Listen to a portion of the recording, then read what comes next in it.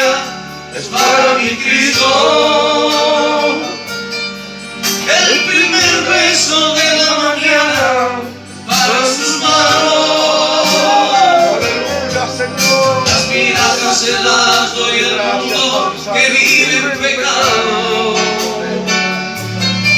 Para mi Dios, mi mejor oración, mi mejor alabanza. Para mi Dios, mi mujer y mis hijos y toda mi casa. Para mi Dios, el mejor cubierto, el plato más limpio,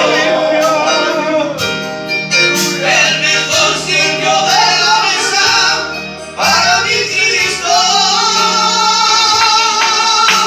El agua más cristalina, el vaso más reluciente, el mejor mantel que tengo, voy a ponerle.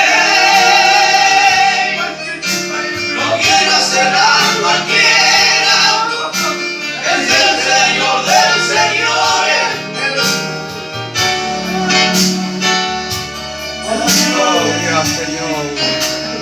Cantilo di che io voglio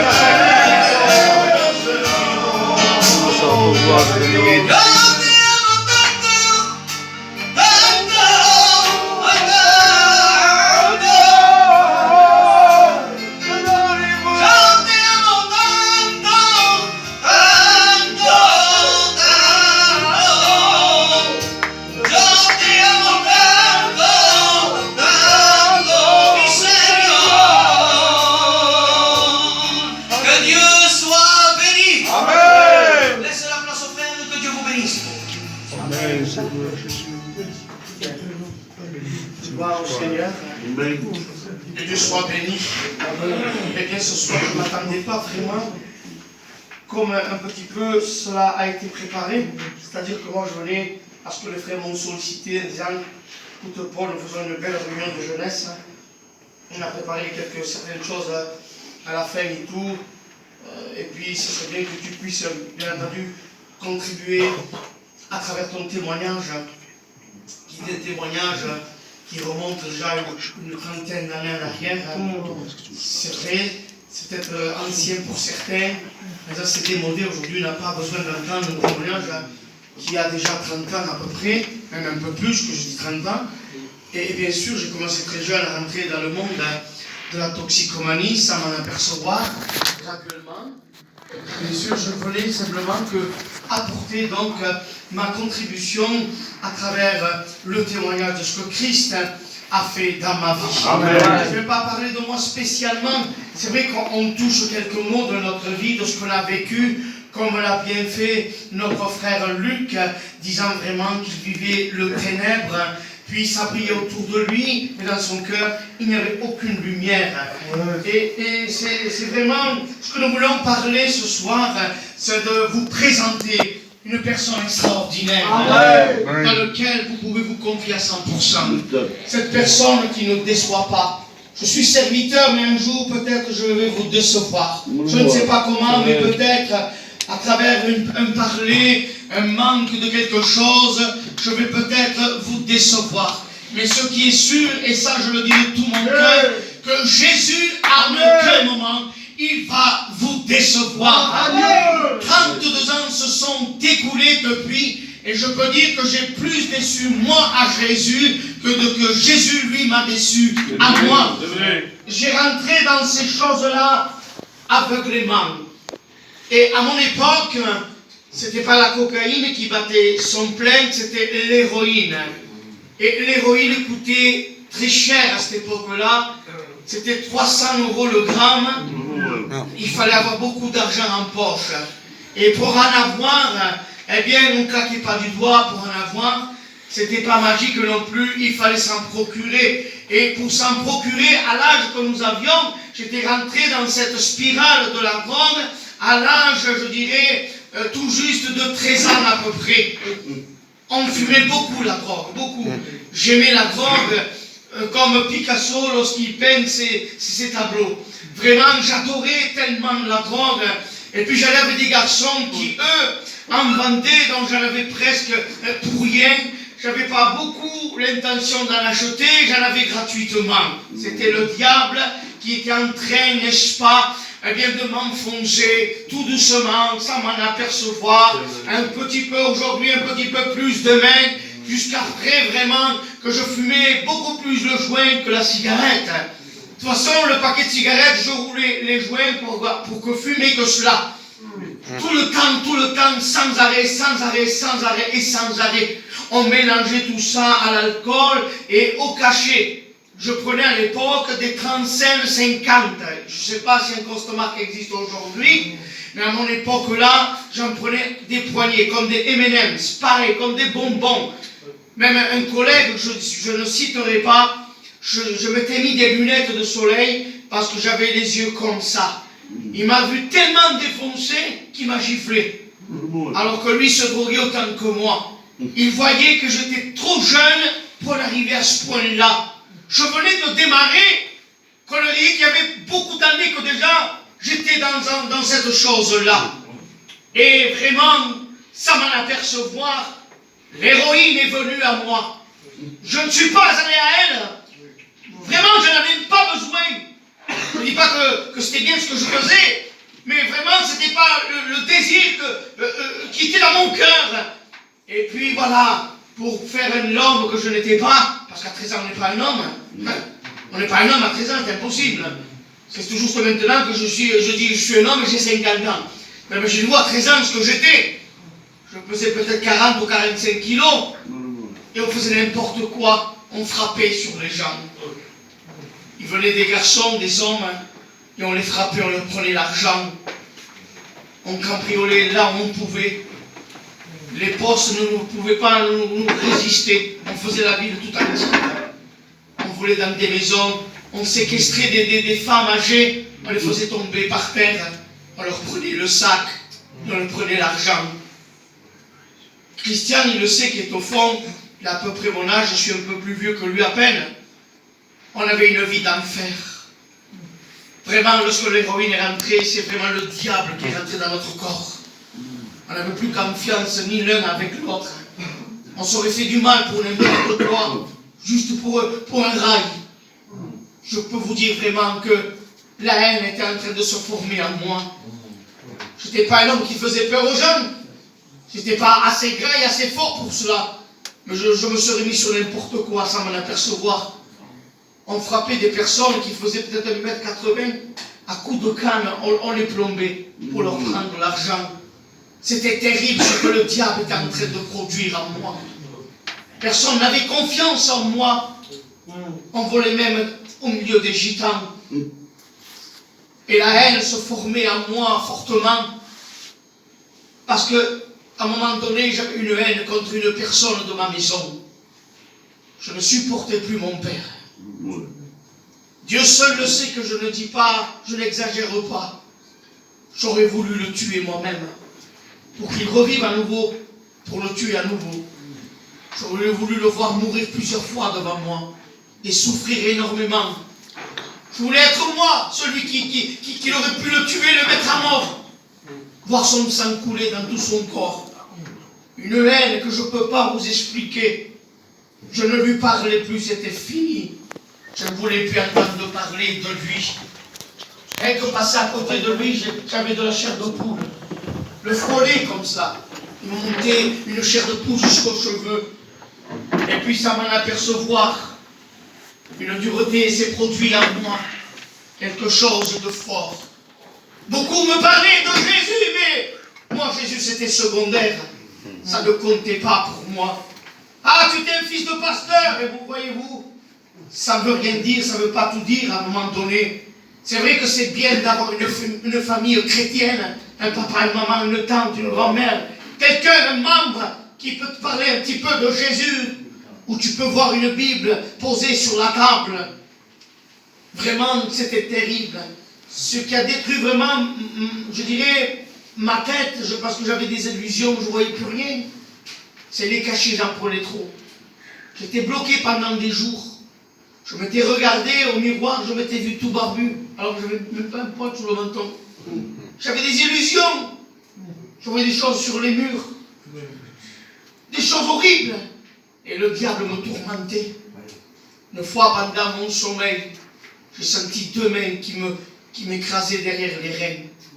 Et j'avais du froid dans le dos. Je ne savais pas vraiment ce que c'était, mais je tremblais de tout mon corps. J'avais une influence vraiment qui n'était pas bonne. J'aurais fait n'importe quoi avec n'importe qui, même si l'autre en face aurait cassé la figure, ça c'était certain, mais ça ne m'importait pas. Ce que j'avais vraiment dans mon cœur, c'était le diable qui l'avait injecté dans ma vie. Je ne savais pas comment faire, les garçons. Vraiment, c'était terrible. Je ne pouvais pas détruire un foyer, je n'étais pas marié à cette époque-là. Mais je détruisais ma maison, je détruisais ma famille. Et je ne voulais plus rien savoir de mon père. Si on m'aurait dit il est mort, ça aurait été la plus bonne nouvelle que j'aurais pu recevoir dans toute ma vie. J'aurais fait des sauts de joie de savoir qu'il était mort. Et 30 ans en arrière, il n'avait pas 70 ans, il était beaucoup plus jeune. Croyez-moi que l'ennemi me tenait par la gorge et je ne pouvais plus rien faire. Et lorsque l'héroïne est rentrée, je ne savais même pas utiliser une seringue. Pour vous dire que j'étais jeune, je ne savais pas placer l'aiguille sur la veine. Je ne savais pas tout ça, moi. J'étais ignorant, novice de ces choses-là. C'est un jeune de la rue, que je crois qu'il est décédé, c'est Cuder, le frère Amégide. J'ai dit, si tu ne le fais pas toi, je vais le faire moi, et je risque de me faire du mal. Alors fais-le, s'il te plaît. Alors par force, comme ça, je l'ai presque menacé en quelque sorte. J'ai tendu mon bras et il m'a piqué. Et depuis ce jour-là, j'ai appris tout seul. Ça s'apprend les choses mauvaises. On les apprend vite, croyez-moi. Et puis je m'injectais tout seul. Et tout d'un coup, on aurait dit que le diable était à côté de moi. Et vraiment, j'avais beaucoup d'opportunités dans ces choses-là. De la facilité. Je ne la payais plus, l'héroïne. Je l'avais gratuitement. C'est fort ça, hein? Je vous dis, un gramme coûtait 300 €. Mais à cette époque-là, tout d'un coup, on vendait de la drogue comme cela, ma consommation de drogue, et est-ce que j'avais l'argent, je mettais tout ça dans ces choses-là. À 13 ans, 14 ans, 15 ans, pendant quelques années, j'étais en train de sombrer et sombrer. Il n'y avait personne, ni mes parents, croyez-moi, que mon père, si vous l'avez entendu parler, sévère comme lui, il n'y en avait pas deux. C'était pas le papa qui te grondait aujourd'hui que le lendemain il te donnait un peu d'argent pour que tu sortes. Interdiction. Toujours dans la même position, avec cette colère sur moi. Il ne pouvait pas. Il m'enfermait à la maison. Il dormait devant la porte avec un matelas pour m'empêcher de sortir. Parce que moi, aujourd'hui, je ne pourrais pas faire ça. Je ne faisais aucun bruit. J'ouvrais la porte tout doucement. Je partais jusqu'à 5h, 6h du matin. Tu me demanderais de faire ça aujourd'hui, je ferais plein de bruit, je ne saurais pas le faire. Et là, c'était vraiment quelque chose que je ne savais pas comment faire. J'avais une angoisse. Tout jeune déjà, je ne savais pas ce que c'était l'angoisse. Tout d'un coup, j'ai réussi à sombrer dans l'angoisse. Je voulais vraiment m'évader. Je me droguais avec n'importe quoi. Même, j'allais à l'école à cette cette époque-là. Regardez si j'étais jeune, j'étais au lycée Jean Moulin. Et que déjà ici, à mon port de la fille, on avait pris plein de médicaments. On était complètement morts dans l'école. Et certaines jeunes filles, que c'est un peu dans ma famille, m'ont accompagné à mon petit chemin.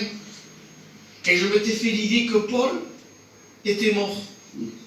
Et le lendemain, je le vois, je cours vers lui en pleurant, je l'attrape, je dis Paul, tu étais mort pour moi. C'était sûr, pour moi il était mort. Parce qu'on avait pris tellement de médicaments. C'était terrible les garçons. On était un clan de garçons, je peux citer les noms, Bill Aldo, Bill José, Bill Django, Bill Yo, Bill Paul, Bill Allemagne. Voilà, on est presque de la même génération à un an près, Bill Aldavid, Bill Rallo. J'étais en béquille qu'on se piquait quand même. J'étais tombé, sauté d'un étage parce que la police me suivait derrière. Et puis quand j'ai sauté, je me suis cassé la jambe. Et 3 mois après, encore je me piquais tout le temps. Il est venu une personne qui n'est plus parmi nous. Voilà une gratuite au boulot. Il vient, il dit, viens en réunion. Regarde, moi je m'en suis sorti. Lui faisait beaucoup plus que moi encore. Viens, tu verras, Dieu te délivrera. J'ai dit, où tu veux que j'aille, Alain? Moscavachi. Regarde-moi comment je suis. J'ai peut-être 20 balles dans la poche. J'ai ma seringue et ma dose. Je suis défoncé. Je ne peux pas aller en réunion comme ça. Et il me dit, Jésus t'aime tel que tu es. Amen. J'ai dit, comment tu peux dire ça? Je n'ai pas besoin de Jésus. Je suis trop jeune pour aller dans les églises. Peut-être plus tard, quand j'aurai un an, que je serai marié, je rentrerai dans les églises. Parce que nous sommes tous faits pour aller avec Dieu. Du père, du grand-père, on a tous connu les choses de Dieu. C'est vrai. Ma famille, ce sont les premiers baptisés dans les époques, dans les années 60 et même un peu avant. Mais je voulais renvoyer les choses de Dieu. Je n'étais pas pressé pour rentrer dans une réunion. Mais tellement, vous savez, un chrétien, il sait parler. Et il m'a convaincu. Alors j'ai dit, même, allez, on y va. Les années fin 86, début 87. Peut-être certains ne seraient pas nés à cette époque-là. Et je rentre, je fais 45 kilos, imagine-toi comment j'étais. Avec le regard squelettique. Plein de drogue sur moi. Je venais d'en fumer et de faire des tas de choses horribles. Et là, je me trouve dans une réunion. La réunion se déroule. Le Saint-Esprit agit. Je ne sais pas ce que c'est le Saint-Esprit. Moi, je sais ce que c'est la drogue. Mais Dieu, lui, il me connaissait. Amen. J'avais entendu parler de Dieu comme vous, mais entendre parler, ce n'est plus pareil lorsqu'on fait une expérience. C'est vrai. Et puis dans cette réunion, les garçons, je sentais le poids de mon péché. Et je sais aujourd'hui que cela a été provoqué par le Saint-Esprit. Le Saint-Esprit me faisait ressentir la hauteur, l'ampleur, la profondeur de mon péché. Pas simplement parce que je fumais, mais cette méchanceté qui m'avait envahi. Cette rancune, vraiment, quelque chose qu'on ne pouvait pas exprimer. Et puis la réunion se déroule, les chants, il y a des témoignages, et puis je regarde autour de moi. Le Saint-Esprit me dit, regarde tous ces jeunes. Puis je les regardais. Et le Saint-Esprit me dit, regarde la joie qu'ils ont dans leur cœur. Regarde le tien maintenant. Je dis, Seigneur, c'est des pauvres, ils ne savent rien. Ils sont démodés, moi je suis du jour, lui, ils ne savent rien. Il me dit, non, regarde, ils ont un regard de joie. Regarde la lumière dans leur cœur. Tu n'en as pas. Plein d'angoisse alors que tu es un jeune et ténébreux. L'ennemi te tourmente souvent, tu sens la présence du mal. Alors que tu pourrais vivre une vie de joie. Dis Seigneur, je ne peux pas me délivrer. C'est trop fort pour moi. comment veux-tu que je me sorte de là? Je voudrais, mais je ne peux pas, Seigneur. Ce qui me faisait souffrir, c'est la haine que j'avais contre mon père.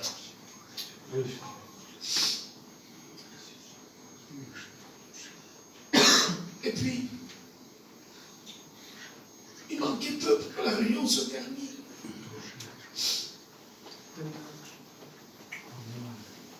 Gloire à Dieu. La gloria. Gloire à Dieu. Alléluia, Seigneur. Et je voulais sortir de la réunion. Je regardais la montre. Je sautais sur ma chaise comme un possédé. Il me tardait que la réunion se termine pour fuir en courant.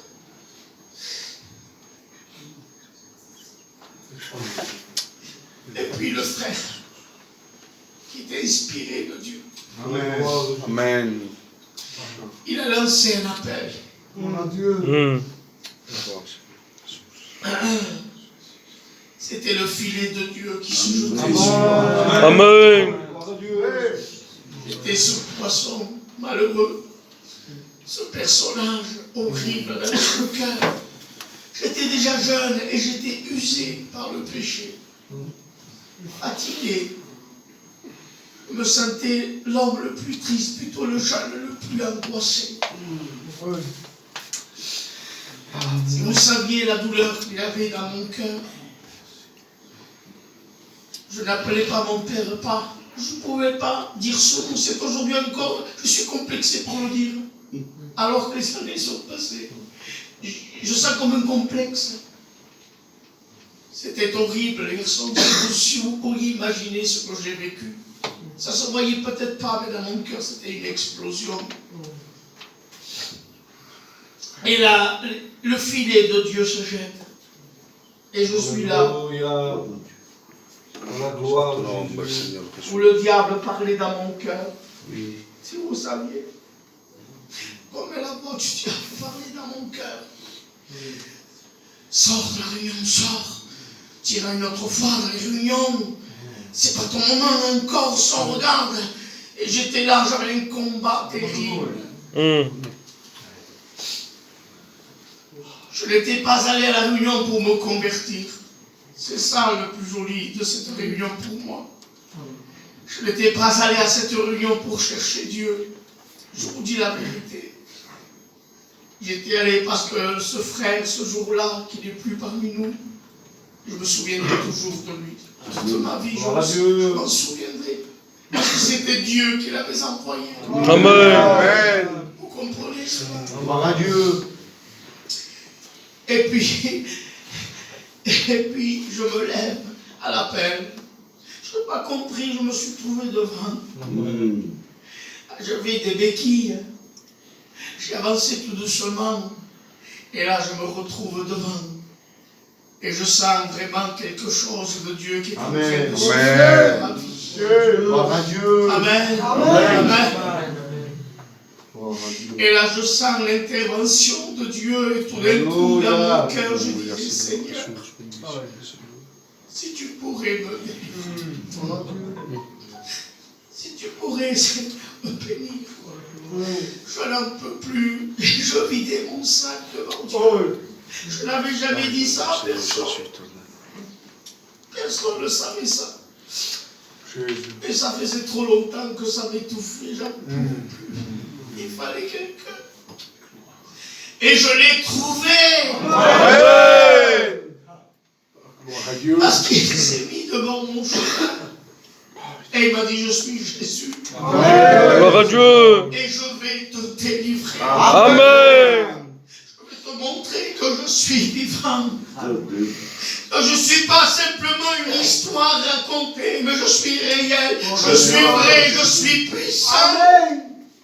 J'ai dit, Seigneur, s'il te plaît, viens et remplis ma vie, Jésus. Que l'échelle du péché, pas demain, Seigneur, demain je vais changer la vie. Maintenant, c'était urgent pour moi, il fallait que ce soit maintenant. Devant Dieu, il fallait tout de suite. Pour moi, je le voyais comme ça. Parce qu'après, j'aurais fait autre chose. Et là, j'ai senti mes chaînes tomber. Amen. Le poids qui pesait sur moi, je ne le sentais plus. Amen. Vous imaginez 50 kilos sur les épaules pendant 1 heure, si on arrive, et tout d'un coup, on le sort. L'effet que ça fait, c'est ce que je sentais, les garçons. On m'avait enlevé ce poids. C'était la main de Jésus. Amen. Qui était venu se plonger dans mes ténèbres. Gloria, Et il Señor. avait arraché le péché de mon cœur. Et là, j'ai dit, Seigneur, maintenant je suis béni. Mais je dois sortir dehors, j'ai peur. Et quand je suis sorti, Alléluia. j'avais certaines choses sur moi dans mes poches. Et dans une plaque d'égout, j'ai ouvert pour jeter. J'ai rendu le paquet de drogue, j'aurais dû le rembourser, donc je l'ai rendu. Il y avait peut-être 50 balles de shit. Je les ai rendus, je ne veux plus vendre, je ne veux plus rien. J'ai plus besoin de la mort. J'ai plus besoin de les Gloria à Dieu.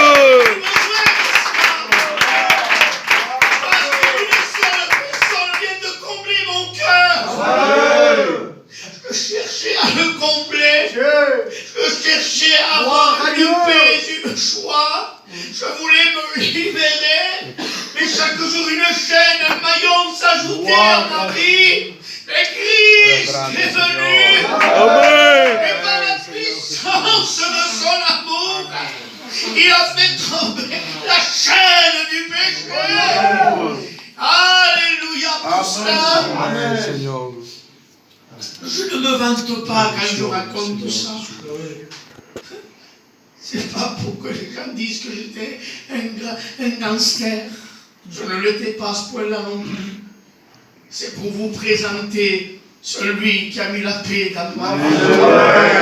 Je vous connais à tous. Je sais que vous faites comme certains, vous vous êtes fait une carapace. Vous ne voulez pas montrer vos sentiments. Vous préférez faire des hommes très virils qui n'ont aucun sentiment, qui ont peur de rien, qui affrontent tout. Ce n'est pas vrai. Vous avez un cœur, vous avez besoin de Jésus. Amen. Parce que Christ n'a pas changé. Le Christ que j'ai rencontré 32 ans en arrière, il est encore vivant, réel, puissant. Gloria. Et ta drogue pour lui, ce n'est rien. L'ennemi peut te parler comme il me parlait encore aujourd'hui, en disant que tu es incapable de faire quoi que ce soit. En quelque sorte, il a raison. Moi et toi, nous sommes incapables. Luc l'a bien dit, incapables de se délivrer, incapables de changer. On peut un petit peu s'améliorer, mais ce n'est pas une transformation, ce n'est pas un véritable changement. Quand Christ vient dans notre vie, il n'est pas la bricoler, mais il vient la transformer. Il vient faire de nous des nouvelles créatures en Jésus-Christ. Ce n'est pas une honte, ce terme que vous dites. Ce n'est pas une honte d'appartenir à Jésus. Verdad, Jesús. Je ne le regrette pas. Je ne le regrette pas. Il a fait de moi un serviteur. Amen. Amen. J'ai chanté mes premiers cantiques dans les années 89. En 94, je monte aux études bibliques pour ma formation de serviteur. Alléluia. Alléluia. Et aujourd'hui, 25 ans que je suis serviteur. Amen. Je prêche sa parole. J'ai eu l'occasion d'être responsable des jeunes dans les années 98 jusque dans les années 2005. 7 ans de responsabilité avec une grande équipe de frères qui avaient soif et faim de la parole de Dieu. Amen. Nous avons travaillé pas plus que les autres, mais dans nos rues, dans nos quartiers. Et ces jeunes aujourd'hui qui étaient des toxicomanes, se sont devenus eux aussi par la suite des serviteurs de Dieu. Amen. Aujourd'hui, ce sont des responsables d'église. C'est pas grâce à moi, attendez, c'est grâce à la main de Jésus. Ne vois pas la chose impossible comme l'ennemi veut te le montrer. Parce qu'il y a un verset qui va le contredire. Ce qui est impossible aux hommes est possible à Dieu. Nous connaissions des gitans espagnols dans la région de Marseille, Aix-en-Provence.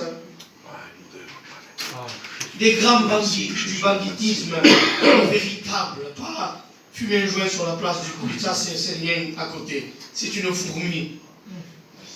Des garçons, des hommes avec le revolver derrière, parce qu'ils s'attendaient à tout moment de se faire tirer dessus.